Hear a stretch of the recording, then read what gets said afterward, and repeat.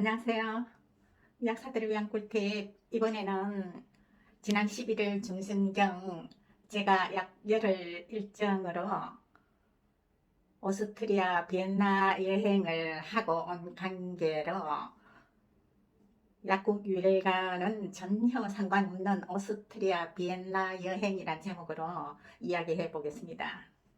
약사님들뿐만 아니고 누구라도 해외 여행 시에 참조하시면 도움이 될까 싶습니다.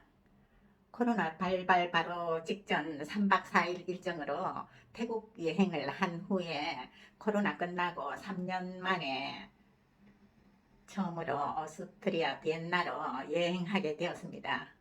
이번 여행은 미국에 살고 있는 첫째 딸이 비행기 표를 끊어서 이메일로 보내주었고,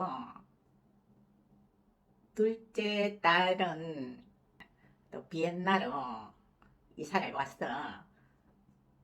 이사하자마자 바로 또 출산을 했고 해서 외손녀도 보고 여행도 겸해서 비엔나로 가게 되었고, 숙소는 비엔나 시내 현지인의 주택을 통째로 빌려서 약 열흘 동안 먹고 자고 했는데, 이 에어비앤비가 요즘 여행 트렌드인 것 같습니다.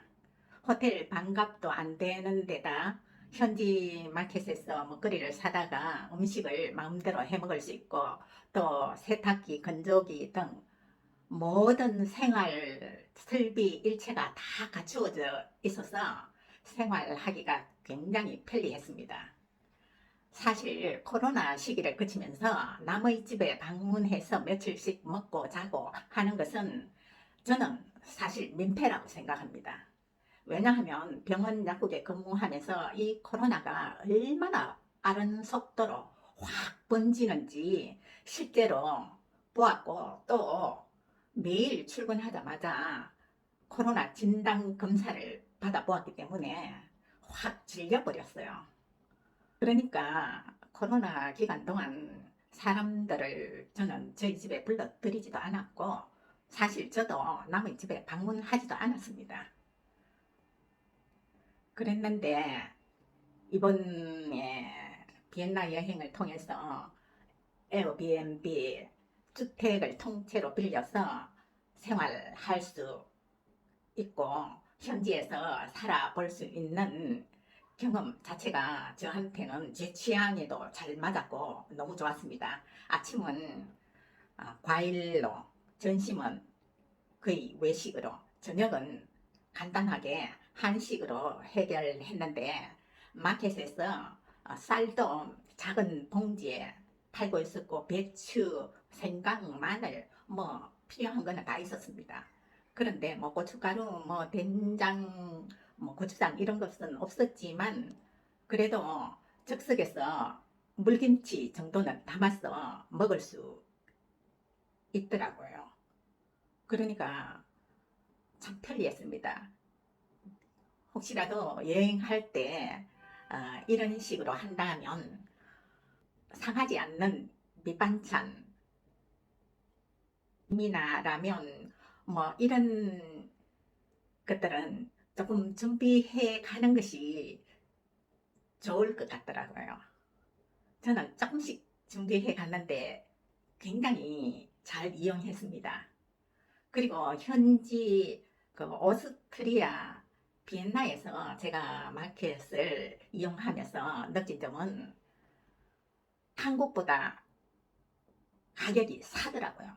사고 물품 품질도 좋았고 신선했고, 특히 과일, 소고기, 또 우유나 요구르트, 치즈 같은 낙농 제품은 신선하고 맛도 천년 그대로의 맛처럼 고소하고 굉장히 좋았습니다.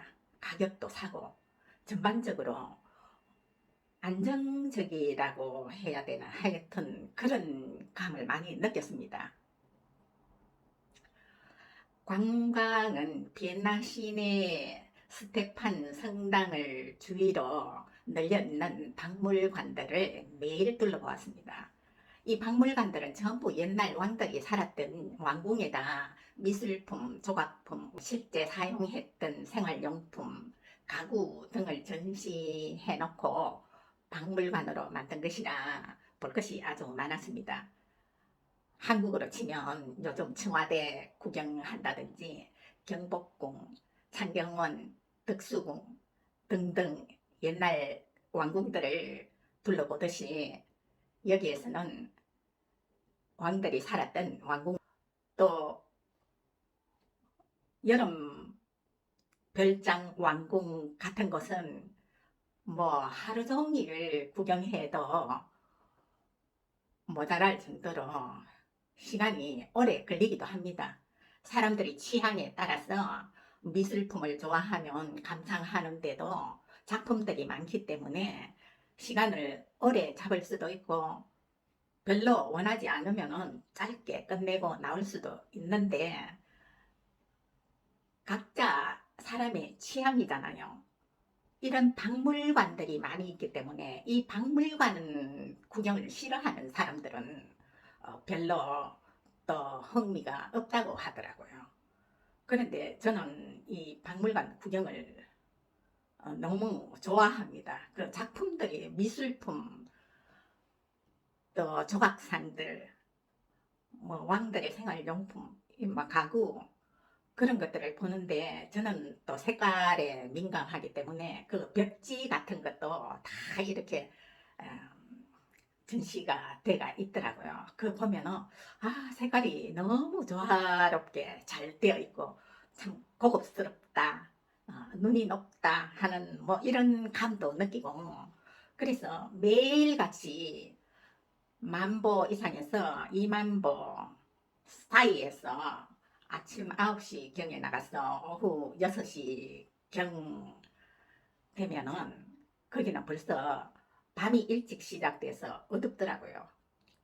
그렇게 관광을 했는데 볼 것이 너무 많았고 저는 너무 좋았습니다. 그리고 아무래도 비엔나는 관광지라 세계 각국 사람들이 굉장히 붐비잖아요. 그런데도 하나도 이렇게 사람들이 뽁닥거리지 않고 이렇게 확 트이는 느낌. 그것은 그 인도나 도로 자체가 굉장히 넓더라고요. 인도 자체도 굉장히 도로만큼 넓어서 사람들이 아무리 많아도 뽁닥거린다, 막 북적댄다 이런 감은 받지 못했습니다. 그리고 이 오스트리아가 종교적으로 천주교 국가라 11월 중순이 넘으면은 비엔나 온 시내가 크리스마스 장식이 시내 전체적으로 다 되어 있으면서 또 크리스마스 마켓이 열리더라고요.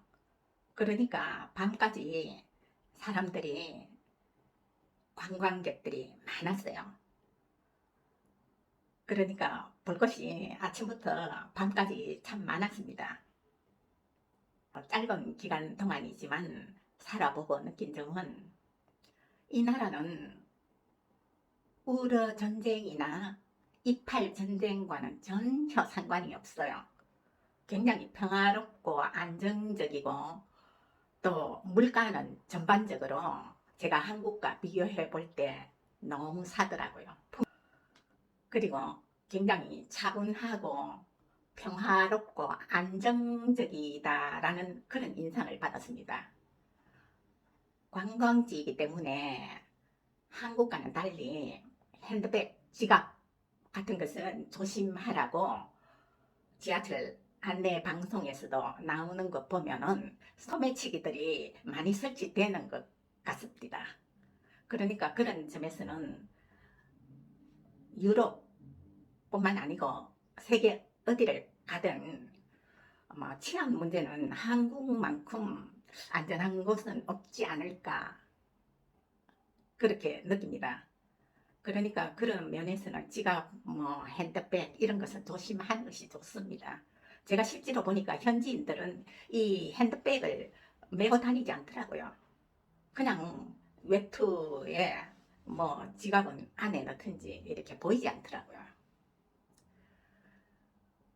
또 한 가지 제가 한국에서 보지 못했던 것은 오스트리아의 교통편은 전차, 시내버스, 그리고 지하철 세 종류가 있는데 어느 교통편마다 유모차의 자리가 따로 좌석이 지정되어 있습니다. 이건 한국에서는 없는 거잖아요. 그런데 그 유모차라도 한국에서는 아이들이 어느 정도 자랐을 때 앉혀서 유모차에 태워서 밖으로 데리고 나가지, 신생아를 유모차에 눕혀서 그렇게 외출을 하지 않잖아요. 그런데 이곳에서는 신생아를 눕혀서 다니는 유모차가 이 모양이 다르더라고요. 그러니까 신생아 침대차라고 해야 되나, 그런 차가 안전하게 탈 수 있게 교통편마다 좌석이 지정되어 있어요. 그림이 딱 유모차로 걸려 있거든요. 그게 저는 그것을 못 느꼈어요.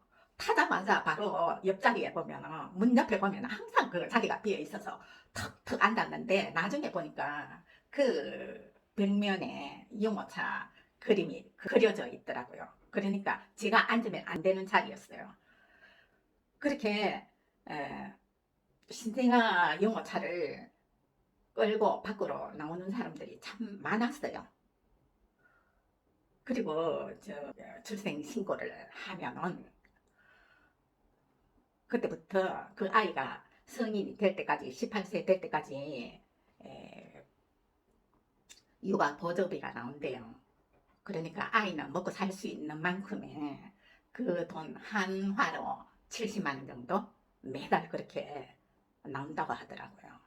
그러니까 제가 볼 때 육아 정책이 너무 잘 되어 있어요. 뭐 그러니까 직장 육아 휴직은 너무나도 당연한 것이고, 복지 제도가 참 좋았습니다. 이번에 저는 연차를 사용했거든요. 이 연차를 사용한 여행이 너무나 좋았습니다. 모쪼록 도움이 되기를 바랍니다. 감사합니다.